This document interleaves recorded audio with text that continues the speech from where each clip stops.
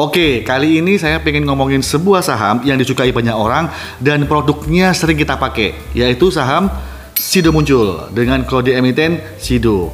Dan kabar baiknya Sido akan bagi dividen di bulan April ini. Nah, kemudian kira-kira gimana sih potensi Sido ke depannya?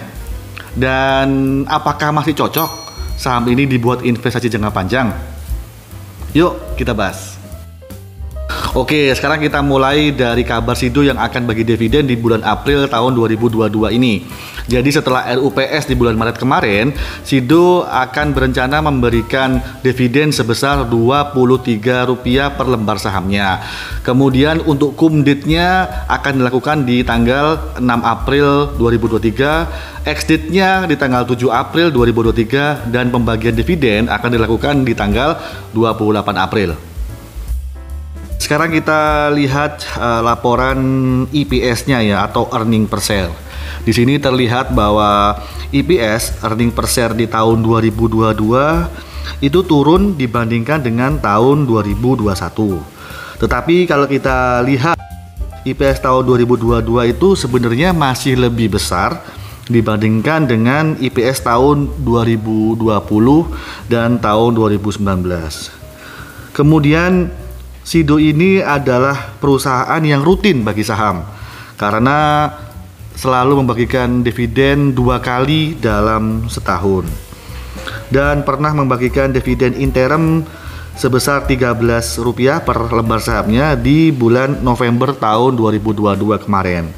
Dan kemudian di bulan April tahun 2023 ini akan membagikan dividen final yaitu sebesar 23. Jadi kalau di total dividen per share tahun 2022 yaitu sebesar 36 atau 37.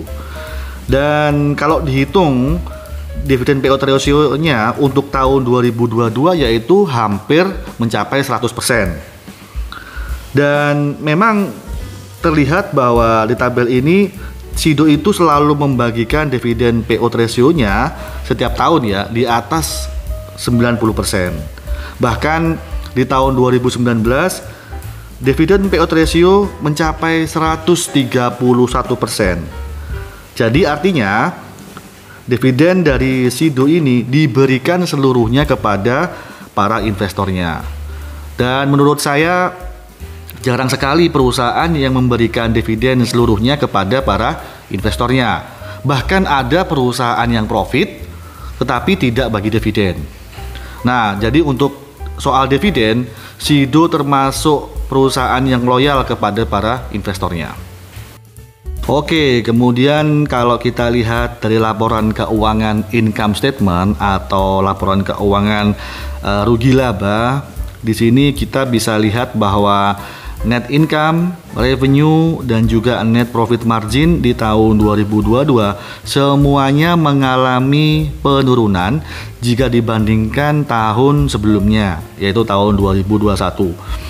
Revenue di tahun 2022 hanya 3,8 triliun, net income-nya hanya 1,1 triliun.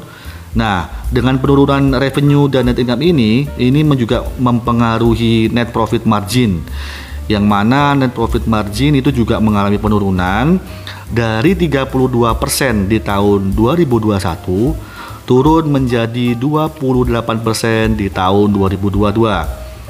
Nanti kita akan bahas kira-kira apa penyebab kinerja dari Sido ini di tahun 2022 mengalami penurunan. Kemudian saya lanjutkan, kita bisa lihat dari laporan balance sheet atau neraca. Untuk aset di tahun 2022 itu Sido mengalami naik sedikit dibandingkan dengan tahun 2021 ya. Yang mana aset tahun 2022 sebesar 4,08 triliun dan aset tahun 2021 yaitu 4,07 triliun. Kenaikannya sangat sedikit sekali. Kemudian untuk pos liabilities atau pos hutang untuk tahun 2022 itu turun menjadi 0,58%. Ini hutangnya sangat kecil sekali ya. Nah, yang saya suka dari Sido ini adalah perusahaan ini itu sangat sehat secara finansial. Kenapa? Karena hutangnya sangat kecil sekali. Dan kita juga bisa lihat nih di laporan DER atau debt to equity ratio, yaitu rasio hutang terhadap ekuitasnya itu sangat kecil sekali, mendekati 0%. Jadi karena jarang sekali perusahaan yang mempunyai hutang sangat kecil seperti Sido ini. Kemudian kita bisa lihat lagi untuk valuasi harga saham Sido saat ini, di mana di sini saya ambil data PE selama 5 tahun. Terlihat bahwa PE saat ini yaitu sebesar 23 kali, itu berada di atas garis PE rata-rata 5 tahunan, yang ada garis PE 5 tahunannya itu 22,6 kali. Ya, artinya harga saat ini itu masih dianggap mahal karena PE saat ini melebihi PE rata-rata 5 tahunannya. Kemudian untuk PBV juga hampir sama ya. Di sini terlihat PBV saat ini itu berada di 7,2 kali. Kemudian PBV rata-rata 5 tahunannya itu hanya 6,4 kali. Artinya harga saat ini itu masih dianggap mahal karena PBV saat ini melebihi PBV rata-rata 5 tahunan. Oke, kemudian pertanyaan selanjutnya adalah, jadi apa sih penyebabnya yang membuat kinerja Sido di tahun 2022 turun? Apakah Sido ini bukan perusahaan yang bagus? Nah, kalau menurut saya, Sido ini termasuk perusahaan yang bagus. Kita bisa lihat dari ROA dan ROE Sido yang sangat besar. ROA Sido adalah 27% dan ROE Sido itu sangat fantastis ya, sebesar 31%. Semakin besar ROA dan ROE itu semakin bagus untuk perusahaan. Artinya perusahaan mempunyai kemampuan mencetak laba yang besar setiap tahunnya. Kemudian kalau kita lihat dari sisi hutang, DER oleh Sido ini sangat kecil sekali, hampir 0. Nah, perusahaan yang memiliki hutang sangat sedikit bisa dikategorikan perusahaan yang sehat. Jadi dengan ROA dan ROE yang besar, kemudian hutangnya juga sangat kecil, kesimpulan saya, Sido ini adalah perusahaan yang bagus. Dan menurut saya kinerja Sido di tahun 2022 itu menurun karena permintaan akan produk-produk herbal kesehatan itu tidak sebanyak tahun 2020 dan tahun 2021 ketika pandemi. Jadi memang tahun 2020 dan tahun 2021 itu kinerja dari Sido ini itu meningkat tajam. Yang mana tahun 2020 banyak perusahaan-perusahaan yang lain yang kinerjanya turun. Justru di tahun 2020 dan tahun 2021 naik sangat tinggi. Nah, dikarenakan sangat tinggi itu membuat PE dan PBV dari Sido ini itu juga sangat tinggi. Kita bisa tahu bahwa PE tertinggi di tahun 2021 itu pernah mencapai puncaknya yaitu di 28 kali. Jadi valuasinya masih sangat mahal.